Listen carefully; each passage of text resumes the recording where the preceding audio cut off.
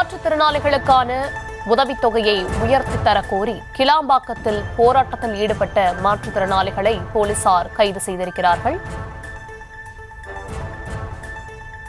விவரங்களை தர இருக்கிறார் செய்தியாளர் கந்தன். விவரங்களை வழங்கலாம்.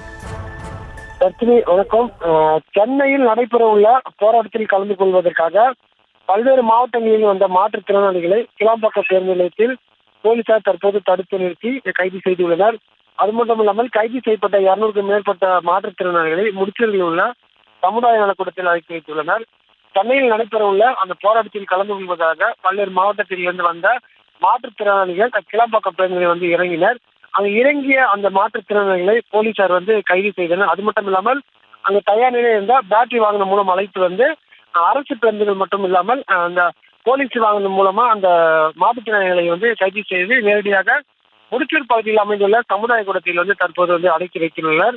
அடைத்து வைக்கப்பட்டுள்ள அனைத்து மாற்றுத்திறனாளிகளுக்கும் போலீசார் சார்பில் உணவு வழங்கப்பட்டு வருகிறது.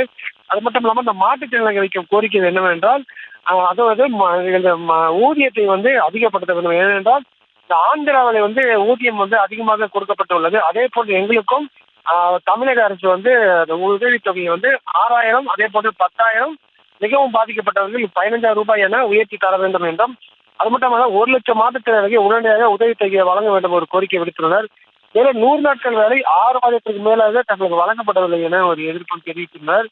அது மட்டும் இல்லாமல் வயது வரம்பின்றி விண்ணப்பித்த அனைத்து மாற்றுத்திறனாளிகளுக்கும் உதவித்தொகையை வழங்க வேண்டும் என்றும், அதே நேரம் 100 நாள் வயதிற்கு விண்ணப்பிக்கும் மாற்றுத்திறனாளிகளுக்கு அதற்கு வேலை அட்டையை வழங்க வேண்டும் என பல்வேறு கோரிக்கையை முன்வைத்து இந்த போராட்டத்துக்கு ஈடுபடுவதாக தகவல் தெரிவிக்கப்பட்டுள்ளது. விவரங்களுக்கு நன்றி.